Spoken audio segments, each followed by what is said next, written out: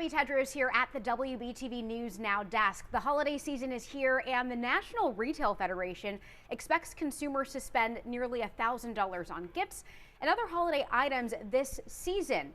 So there are small ways to save though. I want to bring in mom and blogger of Thrifty Little Mom, Kim Anderson. It's great to have you here. Before we get to those holiday budgeting hacks, let's start off with your journey. What led you to create this budgeting blog?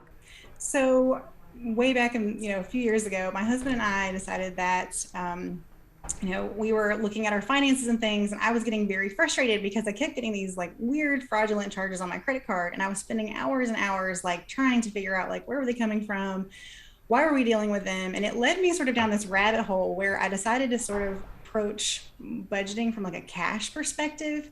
And on that journey, it kind of led us to a place where it was like, well, we probably need to tackle some of this debt that we have, but the only debt that we had was our mortgage. And so my husband and I decided that we wanted to try to pay off our $93,000 in debt. And when we started, we thought it would take us like 6 or 7 years to be able to really tackle that, like if we were going pretty much full throttle the way we anticipated it. And when it was all said and done, we actually paid off the $93,000 in debt in just under 2 years on one income, which was a huge deal. And part of it was just getting really like obsessed with amortization tables, which is a calculator that helps you see how fast you can pay off your mortgage.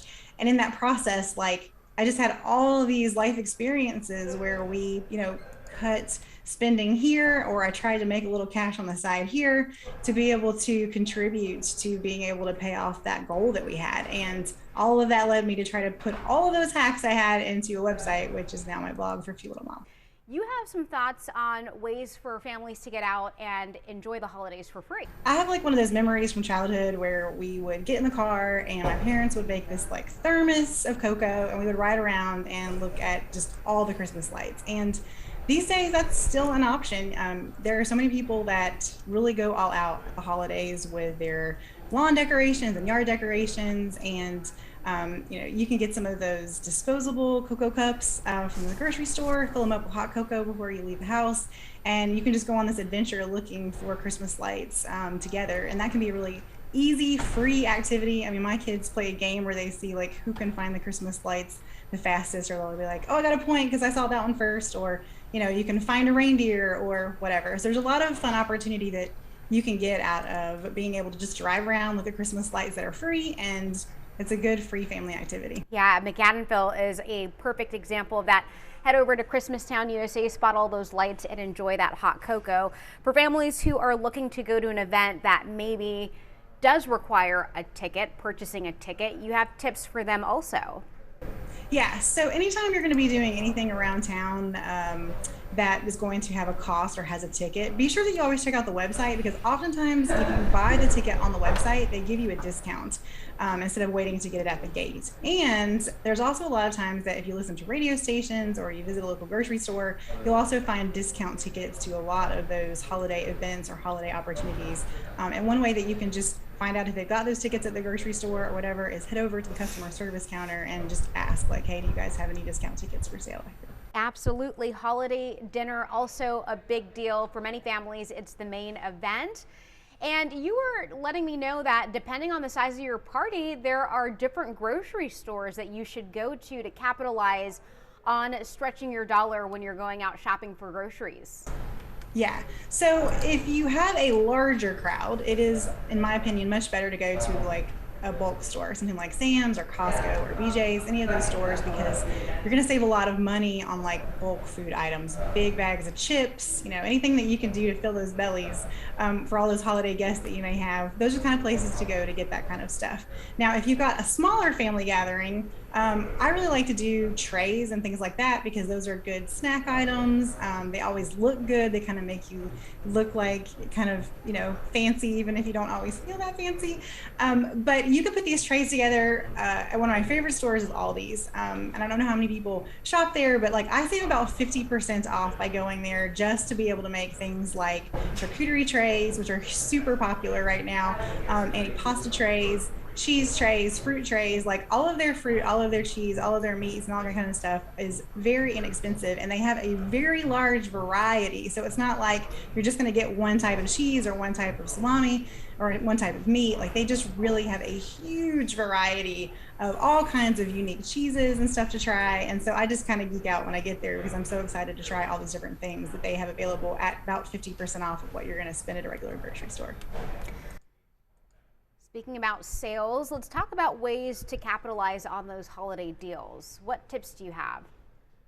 So one of my favorite things to do during the holiday deals, like of course I buy gifts for people, but my favorite thing honestly during the season is I kind of do an inventory of my house and I figure out, what pots and pans are worn out, do I have any linens that are worn out, socks, things like that, those kind of like staples for clothing and undergarments and things like that, because right now those items are significantly reduced. And so I can replace my old pots and pans, worn out cookie sheets. So I just kind of go around and make an inventory, like, do I have sheets that need to be replaced? Do I have shower curtains that need to be replaced? All these like core basic things that maybe you would normally not think about on a regular basis because you're so busy buying gifts for everybody else in the family.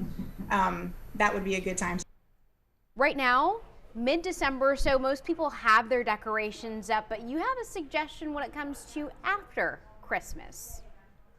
Yeah, so when I was younger, I realized, like when I was in college, I don't know, I was at the mall one day and I was looking at like every store just after Christmas, had these huge signs in the windows that were like semi-annual sale, semi-annual sale.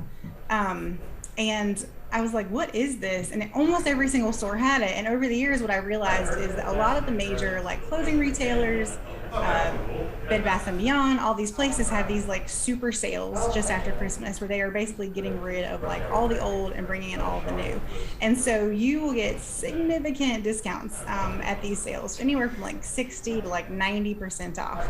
And in those cases, like that's generally when I go and stock up like on my kids' clothes. And like I'll go to any of the malls, into the kids' clothing stores, and I personally end up buying like a season ahead, or a size ahead. So like if I know like my kids right now are like 5, so I'm going to go ahead and buy the next size up for the next year from those places, and just put them in some storage containers and stick them like under a bed or in a storage closet or whatever. But I'm going to get their clothing for significantly less than retail at these sales, and just be able to store them away for the next year when they need them. And that's how we stay really thrifty around our house with 3 kids. Just such an incredible journey on your part too. You've been doing this budget blogging for 9 years now. Talk to me about how much money you can save if you commit to a plan, whether it's just for the holidays, whether you're trying to turn a new leaf during the new year. How far can budgeting take you? There's very simple ways that you can tangibly, decide on how much you're going to spend and keep yourself within those realms. And for me, that came down to doing like cash-based budgeting. So like cash is hard to overspend, or putting money on like a preloaded debit or gift card or whatever. Like those kinds of things would be able to easily limit the amount of spending that I was doing to help me as a stay-at-home mom stay on track to help our family finances, even when we were living on one income. So it can make a big difference. So you have those big things like and for us that was paying off our mortgage. But for some people it might just be that, maybe you want to pay off a small debt, or maybe you want to fund a Disney trip. It just depends on what you want to do. But every little bit of money that you make or, save can help you be able to fund some of those goals that you have for yourself. And that's why budgeting actually is quite powerful. Kim, really appreciate your time. Thanks so much.